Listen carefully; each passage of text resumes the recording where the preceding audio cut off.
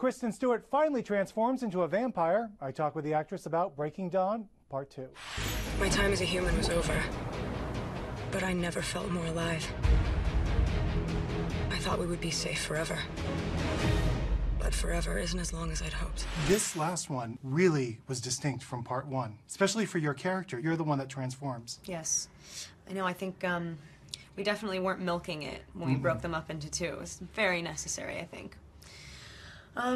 Yeah, no, we're living in full-blown Twilight vampire world now. There's nothing holding you down anymore. There's nothing rooting it in a reality that we can relate to. And I think that that's what we've built to. We fought so hard for an entire series to get to the point where you're just getting it all, being able to completely live in that world and indulge it. And I think that it's different. It was different for you, was it, to play this last Bella Cullen versus Bella Swan? Oh yeah, definitely. You know? First of all, action scenes are different for you. Oh yeah. Yeah, I get to actually be in them. Yeah, it was fun. I think the interesting thing about her too, compared to the other vampires, is that you get to see her be a newborn. You get to see that, like, the first few, not breaths, you don't breathe, but like you get to taste those, you know, self-discovery, mind-blowing sort of moments, whereas the other vampires are so established and they're so used to it and they're kind of stuck in it, and that's kind of one of the story points, is that they're kind of over it. And Bella is she's a good one too. She's like very good at it. Seems like she had all this planned out. Like she had a pretty good idea initially. Like this is where she's more comfortable in this vampire skin.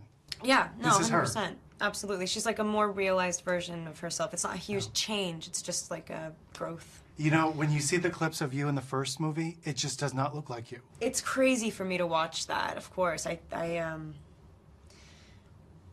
crazy. Yeah. I don't really know how else to describe it. I mean, I was 17, I'm 22 now. Yeah.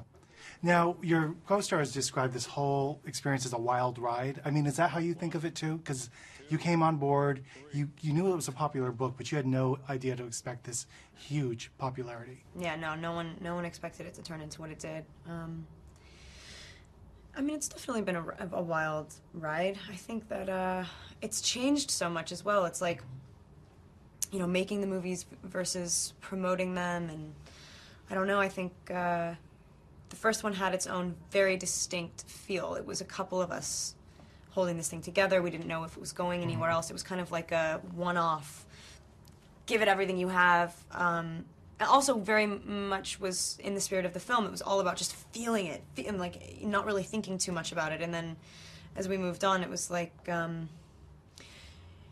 know, you actually have to, if you don't have a sort of handle on what you're doing, you can't really appreciate it. And so to say that it's just a wild ride that you're sort of stuck on is not exactly how I would describe it, because I don't know. I just think that we were just lucky enough to be involved in something that turned out so successful. Yeah, it's crazy. I mean, like really successful and big, but at the same time, always it never felt like we were servicing a product. It really did always feel like we were completing a process that we didn't really realize at first we got to finish. It was like a real serious privilege. Right now, Kristen is not in production on a movie, but is planning to team with Ben Affleck for his next film. She's also expected to reprise her role as Snow White. Mike Wilbur, NBC News.